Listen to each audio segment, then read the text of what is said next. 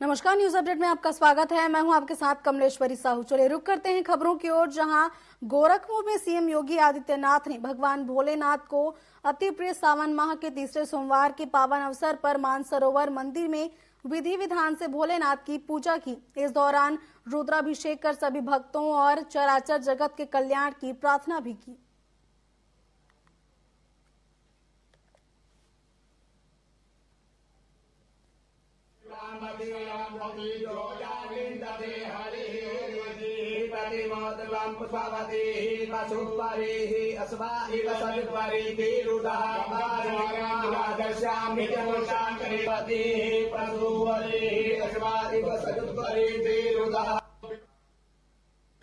उत्तर प्रदेश के मुख्यमंत्री योगी आदित्यनाथ गोंडा पहुंचे, जहां वो सरकारी कार से पुलिस लाइन से सर्किट हाउस पहुंचे और सर्किट हाउस में पदाधिकारी के साथ उन्होंने समीक्षा बैठक की, जिसके बाद वो मेडिकल कॉलेज का निरीक्षण करने पहुंचे। साथ ही मंडलीय अधिकारियों के साथ भी समीक्षा बैठक की।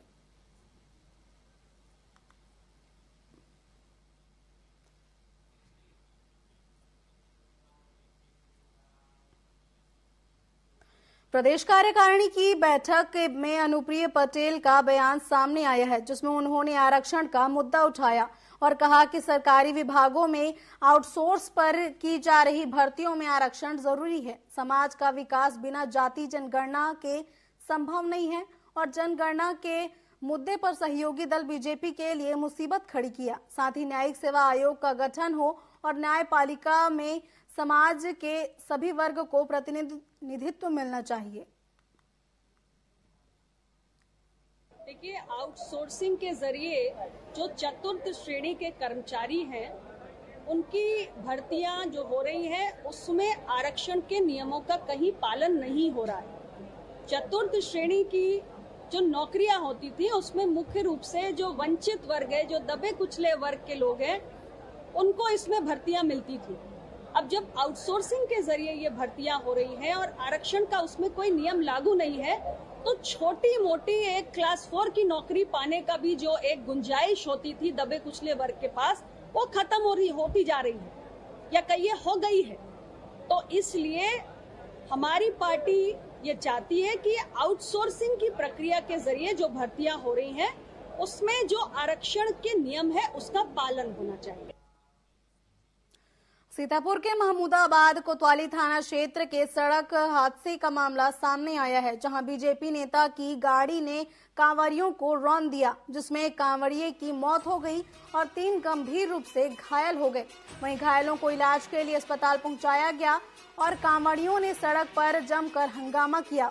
मौके पर पहुंची पुलिस ने मामले की जांच में आगे की कार्रवाई शुरू कर दी है।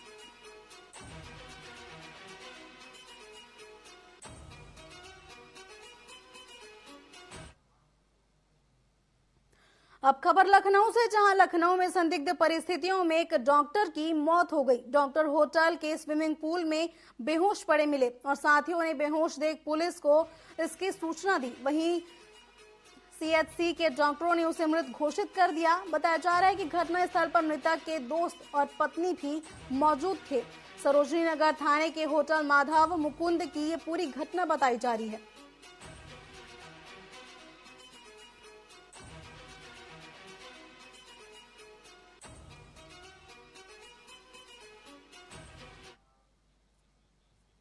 बिजनौर के रेहड़ थाना क्षेत्र के गांव मच्छरमार में 2 दोस्तों को हाथ पैर बांधकर लाठी डंडों से पीटने का मामला सामने आया है। सोशल मीडिया पर इसका वीडियो भी अब जमकर वायरल हो रहा है। पीड़ित के भाई सर्वजीत सिंह का आरोप है कि पुलिस एक तरफा कार्रवाई कर झूठे मुकदमे में 2 दोस्तों को जेल भेज दिया था।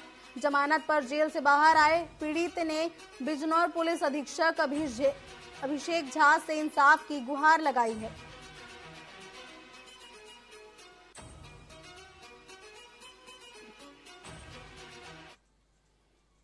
मेरा भाई भोलू और सुधांशु, उसका दोस्त जो हसनपुर का निवासी है, ये दोनों 16 जून को मछमार में अमित कुमार के घर पे जा रहे थे। रास्ते में लड़ाई हो रही थी, कोई 2 पक्षों की होगी आपसी लड़ाई। उस लड़ाई से इन दोनों का कोई संबंध नहीं था। उस लड़ाई से जब आगे पहुंचे, रास्ते से सीधे जा रहे थे, तो कुछ लड़कों ने इनको पकड़ लिया ज़बरदस्ती। जिसमें मनोज कुमार है और एक विनोद कुमार है। 2 की शिनाख्त हमने कर ली है, बाकी हमें नहीं पता चल लिया कौन है ये, हमें उनकी जानकारी नहीं है। उन्होंने इतना मारा, हाथ पैर बांध करके बुरी तरह से पीटा, बहुत बुरी तरह से पीट रखा है हाथ पैर बांध करके। सर हम वहाँ पे गए थाने में तो हमारी कोई सुनवाई नहीं हो पाई और उल्टा हमें ये फंसा दिया गया झूठे मुकदमे में और 307 धारा वगैरह बहुत सारी धाराएं लगा दी। हमारा भाई जेल चला गया, हम परेशान हो गए। वो यूपी पुलिस की तैयारी कर रहा है, सरकारी नौकरी की तैयारी कर रहा है। हम भी बहुत परेशान हैं, हमारी कहीं भी कोई सुनवाई नहीं हो पाई सर। बुलंदशहर के बीबी नगर थाना क्षेत्र से मारपीट का एक मामला सामने आया है, जहां अज्ञात बाइक सवार बदमाशों ने बाग में रखवारी कर रहे लोगों को बेरहमी से पीट दिया। इस दौरान 3 व्यापारियों को बंधक बनाकर लूटा भी गया। वहीं पीड़ित व्यापारी ने अज्ञात बदमाशों के खिलाफ थाने में शिकायत दर्ज कराई है, जहां मौके पर पहुंची पुलिस ने घायलों को अस्पताल पहुंचाया। वहीं घायलों को जिला अस्पताल रेफर किया गया। फिलहाल पुलिस इस पूरे मामले की जाँच में जुट गई है।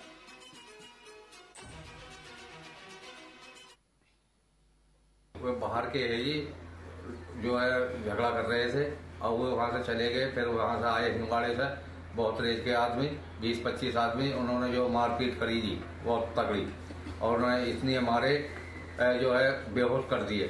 2 हमारे साथी भाग गए और 3 रह गए वहाँ, उन्हें अधमरा करके छोड़ गए जी और लूटपाट करी है जी उनके साथ बहुत ज्यादा। कोटरा हाउस में लूटपाट करी है, पैसे ले गए।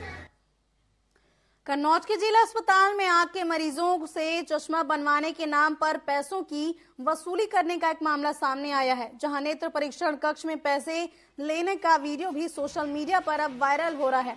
मरीजों से बाहर चश्मा बनवाने के नाम पर 1000 से 1500 रुपए वसूले जा रहे हैं। साथ ही सीएमएस ने जांच कर इस पूरे मामले में कार्रवाई की बात कही है।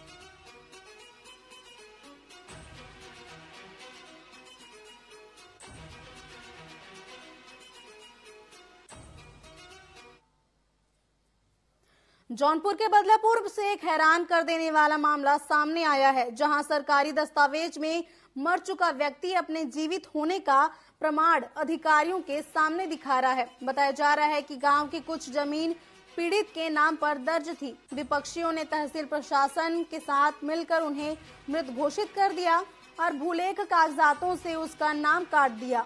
वहीं पीड़ित अब कह रहा है, साहब मैं जिंदा हूं, सरकारी दस्तावेजों ने मुझे मार दिया।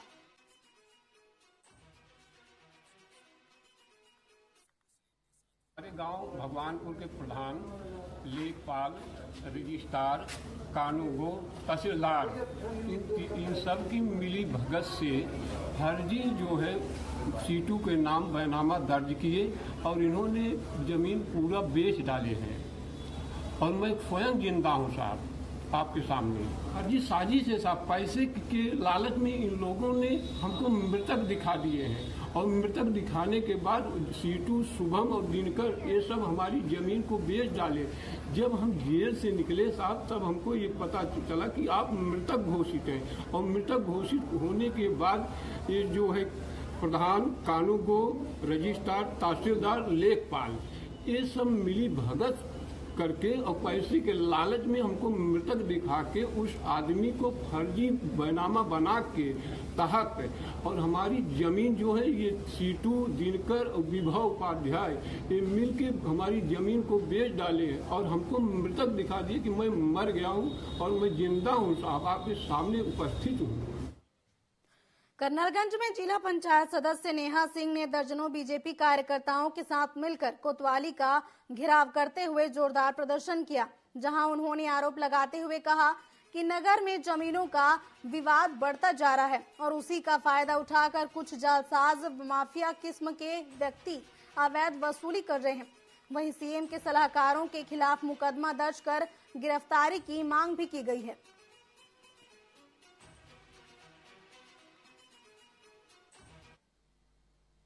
ये यहाँ पे 2 भूमाफिया आए थे जो अवैध रूप से कब्जा करा रहे थे। उसमें कुछ हमारी हमारे जनता की जमीन है, गरीबों की जमीन है जो ये लोग कब्जा करना चाह रहे थे, और उसको रुकवाने के लिए हम यहाँ प्रशासन से गुहार लगाए हैं, माननीय योगी जी से गुहार लगाए हैं, क्योंकि यहाँ पे जो दो आए थे अवैध रूप से कब्जा करा रहे थे, भूमाफिया सतेंद्र सिंह और अश्वनी गुप्ता, उनका ये कहना था कि हम सीएम ऑफिस से आए हैं, हमको सीएम जी ने भेजा है और हम यहाँ कब्जा कराने आए हैं, और जो भी यहाँ पे आएगा उसका देवरिया वाला हाल होगा, मर्डर होगा, ये रात कत्ल की रात है। इस तरह से उन्होंने अभद्रता का प्रयोग किया। उन्होंने हमारे बारे में भी एआई और डीपीए का बात करा है कि जो है अगर ऐसा कुछ करेंगी तो इनके चरित्र पे कीचड़ उछाला जाएगा, इनको मतलब इनका चरित्र गंदा किया जाएगा, बदनाम किया जाएगा। तो ऐसा अभी तक कोई माई का लाल पैदा नहीं हुआ है कर्नलगंज गोंडा जिला में, और जिले से लेकर राजधानी तक जो नेहा सिंह के चरित्र पे कीचड़ उछाल सके। ठीक है, और कोई लड़की या कोई औरत अगर सीता है तो उसको दुर्गा बनने पे मजबूर ना किया जाए। और हमारा प्रशासन से रिक्वेस्ट है, गुहार है, हम यहाँ से तो अभी हमें आश्वासन मिल गया है, हम जा रहे हैं, जब तक वहाँ पे नप नहीं जाएगा तब तक एसडीएम साहब से भी रिक्वेस्ट है कि वहाँ पे कोई कार्य निर्माण नहीं होना चाहिए। एटा के हाजीपुरा क्षेत्र में सुबह 8 बजे नो एंट्री लगने के बाद बड़े और छोटे वाहन अपना चालान बचाने के लिए हाजीपुरा आबादी क्षेत्र मोहल्ला के रास्ते से निकलते हैं, जिससे लोगों को बड़ी परेशानियों से जूझना पड़ता है। बता दें कि लोडर बड़े वाहन निकलने की वजह से बिजली के तार आए दिन टूटते रहते हैं। वहीं यातायात पुलिस अनजान बनी हुई है, जहां स्थानीय लोगों ने वाहन के निकलते हुए का वीडियो बनाकर सोशल मीडिया पर वायरल कर दिया है।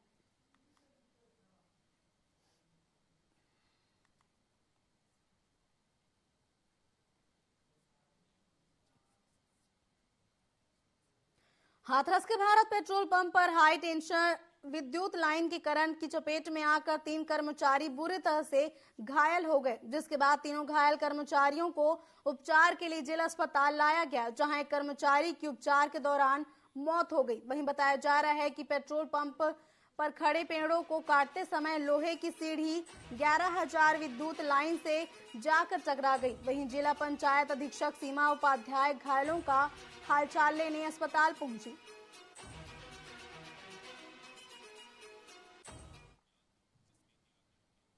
तो चलिए इसी बीच रुक करते हैं लखनऊ से आई बड़ी खबर की ओर, जो इस वक्त सामने आ रही है। बड़ी खबर आपको लखनऊ से बता रहे हैं, जहां भाजपा की राज्य स्तरीय कार्यशाला आज भाजपा प्रदेश मुख्यालय में कार्यशाला का किया जा रहा आयोजन।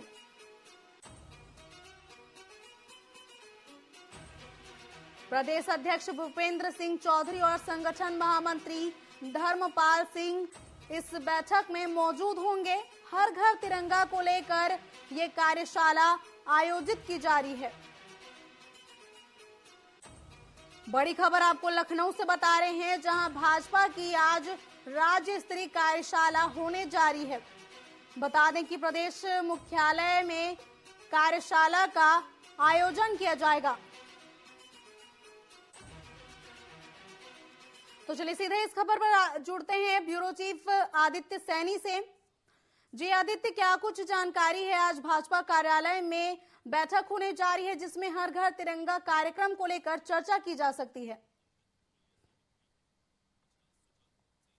जी बिल्कुल, आपको बता दूं कि आज भारतीय जनता पार्टी प्रदेश कार्यालय में कार्यशाला का आयोजन किया गया है। करीब 12 बजे से इस कार्यशाला की शुरुआत हुई है। इसमें बात कर ले तो भारतीय जनता पार्टी के प्रदेश अध्यक्ष भूपेंद्र चौधरी और संगठन मंत्री धर्मपाल सिंह भी मौजूद हैं। और आपको बता दूं कि तमाम प्रभारी और तमाम जो भारतीय जनता पार्टी के कार्यकर्ता वो भी शामिल हुए हैं, क्योंकि जिस तरीके से पहले भी प्रधानमंत्री नरेंद्र मोदी ने आह्वान किया था, लोगों से निवेदन किया था कि हर घर तिरंगा लगाया जाए, तो इस बार 2024 का जो 15 अगस्त अभी नजदीक है, उसमें हर घर तिरंगा लगाने के लिए सभी से प्रधानमंत्री नरेंद्र मोदी और उत्तर प्रदेश मुख्यमंत्री योगी आदित्यनाथ ने ये लोगों से आह्वान किया है कि आप अपने घर पे तिरंगा लगाएं। और उसी को लेकर के भारतीय जनता पार्टी तमाम तरीके की तैयारियों में जुट चुकी है। और बात कर ले खासकर कि जो जितने भी कार्यकर्ता हैं और खासकर जितने भी प्रभारी हैं, उनको आज इस कार्यशाला में बुलाया गया है। और भूपेंद्र चौधरी की अध्यक्षता में आज इस कार्यशाला में तमाम तरीके की बातें करी जाएंगी, जैसे कि जो हर घर तिरंगा अभियान है उसको लेकर के खास बात रहेगी। जी तमाम जानकारियों के लिए धन्यवाद आदित्य आपका। तो ये थे हमारे सहयोगी आदित्य सैनी, जिन्होंने हमें बताया कि हर घर तिरंगा अभियान को लेकर कार्यशाला का आयोजन किया जा रहा है, जिसमें सीएम योगी आदित्यनाथ और जो प्रधानमंत्री नरेंद्र मोदी ने आह्वान किया था कि हर घर तिरंगा लगे, इसके लिए आगे की कार्रवाई करने के लिए साथ ही जनता को इसमें सहयोग देने के लिए इस बैठक में योजना बनाई जा रही है। तो बड़ी खबर आपको लखनऊ से बता रहे हैं। चलिए आगे बढ़ते हैं खबरों में, जहां हाथरस भगदड़ हादसे में मृतकों के परिजनों को समाजवादी पार्टी ने 1-1 लाख रुपए चेक दिए हैं। इसे लेकर आगरा रोड के राधा कृष्ण कृपा भवन में कार्यक्रम का आयोजन किया गया, जिसमें मुख्य रूप से सपा के राज्यसभा सदस्य और पूर्व केंद्रीय मंत्री रामजी लाल सुमन मौजूद रहे। वहीं कार्यक्रम में सभी मृतकों को श्रद्धांजलि दी गई। इसके बाद मृतकों के परिजनों को चेक का वितरण किया गया।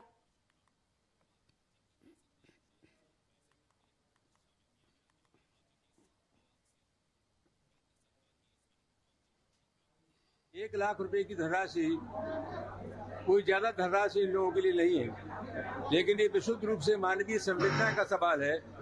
हम ज्यादा कुछ नहीं कर सकते, लेकिन ये संदेश तो दे ही सकते हैं कि घबराओ मत, संकट की इस घड़ी में हम तुम्हारे साथ हैं। वही विनम्र प्रयास समाजवादी पार्टी ने किया है।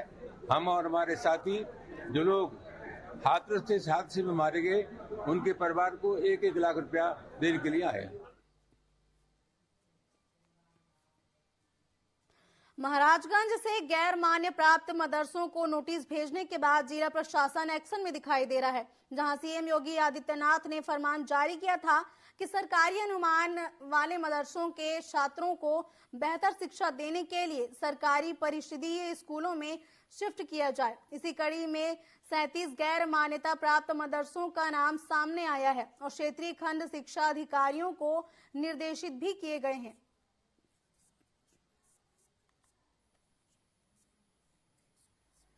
उत्तर प्रदेश सरकार द्वारा वर्ष 2022 में एक सर्वे कराया गया था कि कितने गैर मान्यता प्राप्त मदरसे विभिन्न जनपदों में संचालित हैं। उक्त सर्वे में जनपद महाराजगंज में 74 मदरसे आबलिग मकतब सर्वे में आए थे, जिसमें से 37 मदरसे हैं और 37 मकतब के रूप में संचालित हैं। इन 37 मदरसों के जो बच्चे हैं उनके संबंध में एक शासनादेश जारी हुआ है। उस शासनादेश के तहत जो गैर मान्यता प्राप्त मदरसे हैं, इसके समस्त बच्चों का संबंधित आसपास के जो बेसिक शिक्षा परिषद के विद्यालय संचालित हो रहे हैं, उन विद्यालयों में इन बच्चों का दाखिला कराया जाना है। और जो मान्यता प्राप्त मदरसे संचालित हो रहे हैं, उसके अंदर जो गैर मुस्लिम बच्चे पढ़ रहे हैं, उन बच्चों का भी दाखिला बेसिक शिक्षा परिषद या माध्यमिक शिक्षा परिषद के विद्यालय में उनकी कक्षा के हिसाब से कराया जाना है। अलीगढ़ के थाना कुआरसी इलाके में अवैध रूप से अस्पताल बनाने का मामला सामने आया है। आपको बता दें कि इससे पहले भी जांच की गई थी और एडीए ने अस्पताल पर कार्रवाई के निर्देश दिए थे, लेकिन अभी तक कोई भी कार्रवाई नहीं की गई। वहीं पर्यावरण समिति के सचिव ने बताया कि अस्पताल हरी बेल्ट पर बना हुआ है, जो कि समाजवादी पार्टी की सरकार के समय बनाया गया था। फिलहाल पर्यावरण समिति ने डीएम से कार्रवाई की मांग की है। जी, धौर्रा ग्राम धौर्रा माफी कुआरसी बाईपास स्थित एक गाटा संख्या 40 और 61 नाम से भूमि है, जो ग्रीन बेल्ट है, हरित पट्टी है। हरित पट्टी का मतलब वहां पर कोई भी आवासीय या व्यावसायिक कॉम्प्लेक्स आप नहीं बना सकते हैं। वो पार्क के लिए या विशेष प्रायोजन कोई जंगल है पेड़ लगाने के लिए खुली वो छोड़ी जाती है। और वहां पर सपा सरकार के दौरान वकार हॉस्पिटल नाम से एक हॉस्पिटल बनाया गया, जो आज तक संचालित है। और अलीगढ़ विकास प्राधिकरण, जिसके साक्ष्य हम आपको अभी दे चुके हैं।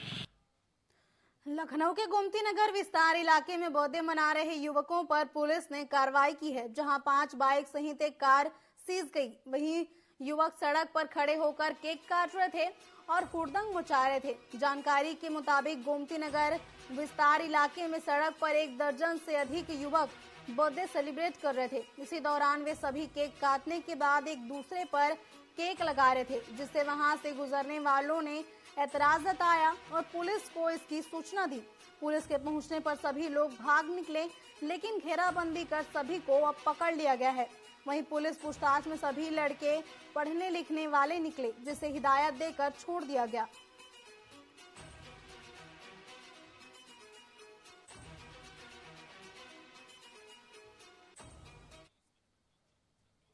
अलीगढ़ मुस्लिम विश्वविद्यालय के हॉस्टल में रह रही छात्राओं को सामान सहित हॉस्टल से बाहर निकालने का एक मामला सामने आया है, जिससे आक्रोशित पीएचडी की छात्राएं अपने सामान के साथ बाबे सैयद गेट पर धरने पर बैठ गई। पीएचडी की छात्राओं का आरोप है कि कोविड के दौरान पीएचडी कंप्लीट नहीं हो पाई है।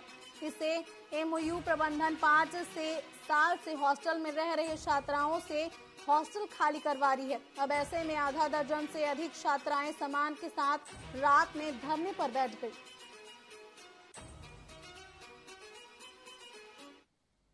और हम चाहते हैं कि एएमयू एडमिनिस्ट्रेशन इस चीज़ को वो कंसिडर करे, कंपेंसेशन करे और हमें मतलब हॉस्टल में रहने दिया जाए। उनका ये कहना है कि 5+1 वालों को हॉस्टल में नहीं रखना है।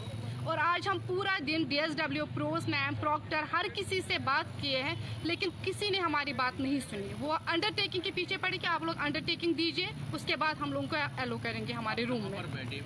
अभी हम बाबी सईद गेट पे बैठे हैं और हम 3 बजे से उनके साथ बात कर रहे। उसके बाद हम लोग बाहर रहे, 4 घंटा वेट किया। अभी हम आए हैं यहाँ पे 8:30 से हम लोग यहाँ पे बैठे हो। जौनपुर जिले के जलालपुर में शुक्रवार को हुई छात्रा की अपहरण मामले में नया मोड़ सामने आया है। घटना की शिकायत छात्रा ने खुद ही पूरी कहानी गढ़ी और उसे अपहरण का रूप दे दिया। पुलिस ने जब सीसीटीवी फुटेज की जांच की तो मामले का खुलासा हुआ। वहीं छात्रा ने कहानी रची कि स्कूल जाते समय काले रंग की कार पर सवार 4 लोगों ने उसका अपहरण कर लिया था। जब पुलिस उस रास्ते पर लगे दर्जनों सीसीटीवी कैमरे को चेक किया तो साइकिल से ही छात्रा चंदवन की तरफ जा रही थी। वहीं कड़ाई से छात्रा से पूछने पर मम्मी पापा के डर से कहानी बनाने की बात कही। बहरहाल वह सकुशल है और इसे परिवार वालों को सौंप दिया गया है।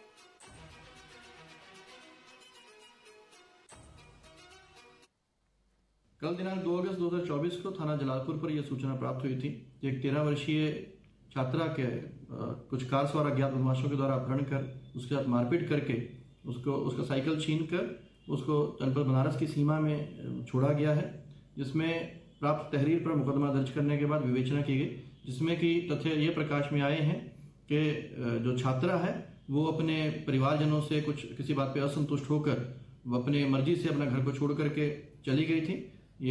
इसकी पुष्टि में कई ऐसे साक्ष्य प्राप्त हुए हैं।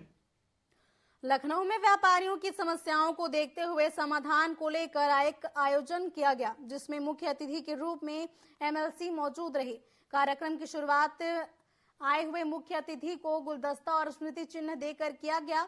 वहीं इस मौके पर MLC ने व्यापारियों को कंपनी के उज्जवल भविष्य की शुभकामनाएं दी।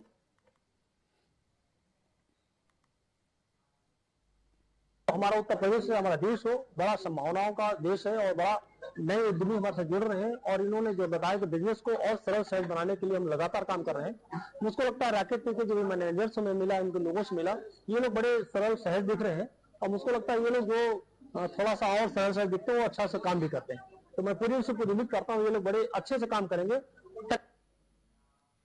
मेरठ में नगर निगम के खिलाफ राज्यसभा सांसद लक्ष्मीकांत वाजपेयी ने मोर्चा खोल दिया। मेरठ नगर निगम के अधिकारियों और कर्मचारियों पर राज्यसभा सांसद ने चेतावनी दी है। साथ ही जन्म प्रमाण पत्र बनवाने और फौजी से मारपीट के बाद गुस्साए राज्यसभा सांसद नगर निगम दफ्तर पहुंचे और अधिकारियों साथ ही कर्मचारियों को चेतावनी दी कि अगर मनमानी करोगे तो नौकरी करना मुश्किल हो जाएगा। इसके साथ ही उन्होंने ये भी कहा कि भ्रष्टाचार में डूबे नगर निगम को सुधार दूंगा।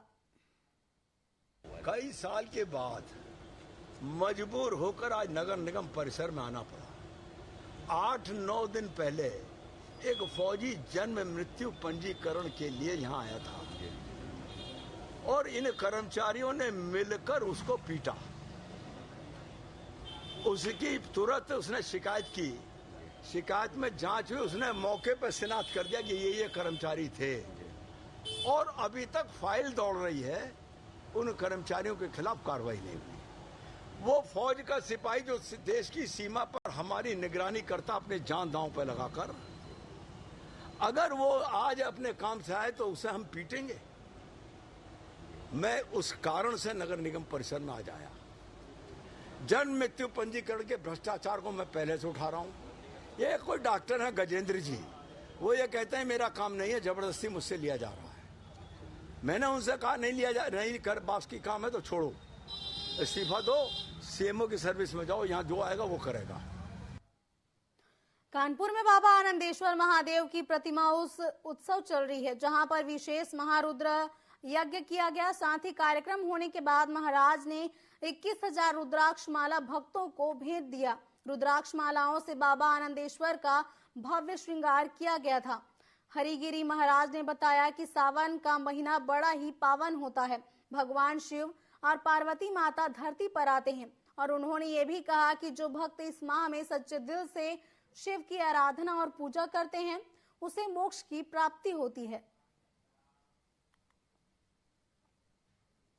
न्यूज अपडेट में फिलहाल बस इतना ही। आगे की खबरों के लिए आप बने रहिए टीवी 24 के साथ। नमस्कार।